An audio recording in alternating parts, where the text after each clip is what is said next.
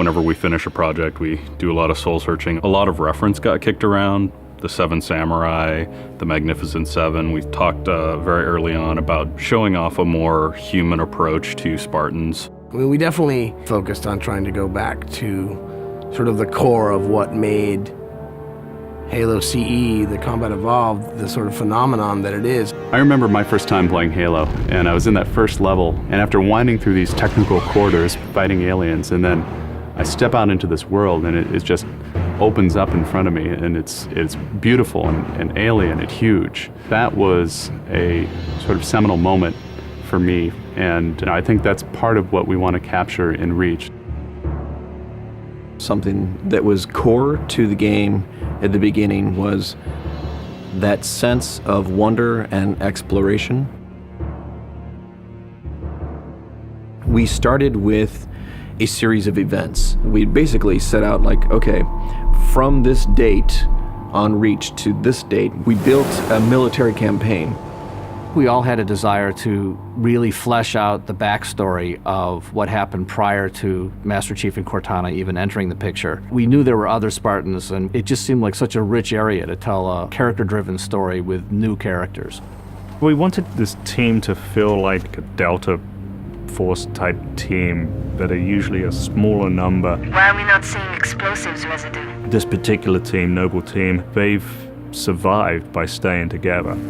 You're Noble 6, you're a replacement for a Spartan that's died. You're experiencing this story, boots in the mud. We looked at the story of Reach, and it was obviously a more intimate, character-driven story. We really needed the attention to real-world detail, trying to make these characters' faces really feel like believable. We started everything over from scratch, came up with a whole new rig for how we animate faces and also how we approach like texturing them, modeling them, everything, and just put a lot more time. Difference about a couple million polygons. We absolutely want Reach to tell a human story, and that's going to require us to invest significantly into higher fidelity models, much more open environments, larger numbers of AI than ever before in a Halo game. To pull off the vision for what we had for this game, we ended up gutting almost every part of the engine, retooling things to make it run faster, to make it run better, it look better. We had to throw out all of our technical systems. We had to then throw out the content that went with it because that content didn't represent the new bar we were going for. Copy that, on our way. Don't need command to tell me. Been all hers half my life. Let's shoot it.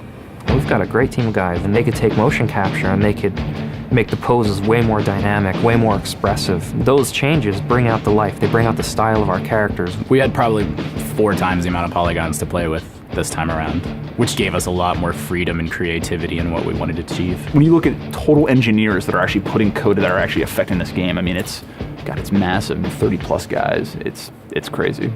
When you shoot a rock face, you'll see sparks, rock chips, dust.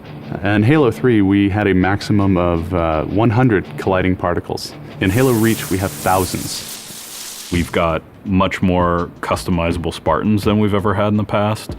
The number of polygons we can draw at one time has skyrocketed. It's changed the way we build things up close as well as out far. This is where Noble Team arrives when you're going to work your way down, all the way down these terraces. Big open environments, epic skyboxes. These are things that are quintessential to Halo. Like, we're building a planet that exists 500 years from now. We want to build spaces that you want to explore. We want to put twice as many characters, vehicles, and weapons into that environment.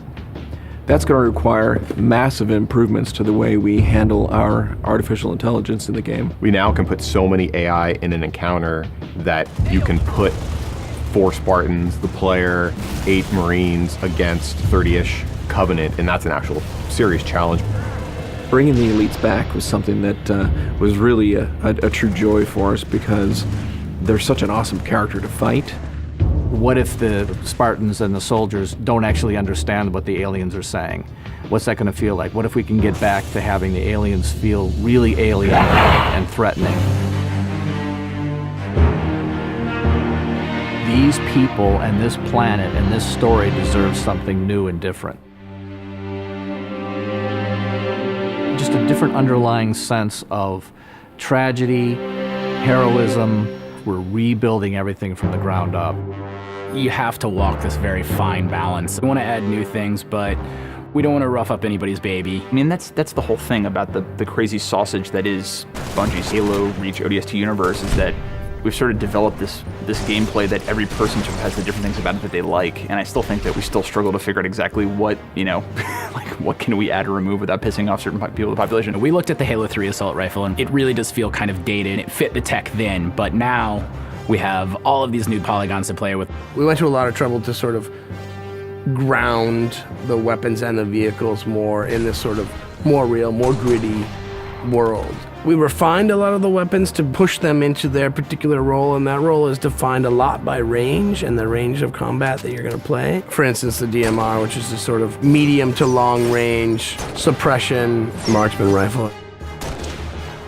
It's going to be a sandbox game. It's not going to be a carefully scripted game where every movement of the AI is controlled by a mission designer. It's much broader than that. It allows the player to deal with encounters in their own specific way. There's definitely going to be offhand grenade throwing. There's definitely going to be vehicles. There's definitely going to be a large number of weapons that are incredibly powerful, incredibly accurate, that allow the player to feel like a badass. Now, if you melee him in the back of the head, like you really mean it, you're holding down on the button, you will launch into this more elaborate animation sequence. It's going to be a very different campaign experience for people overall. We're doing stuff in the campaign that people absolutely won't expect from a Halo game. Bigger battles, brand new cast of characters. An incredibly ambitious game. Every neuron in my head is firing with just reach, reach, reach. We knew from the beginning what the end was going to be.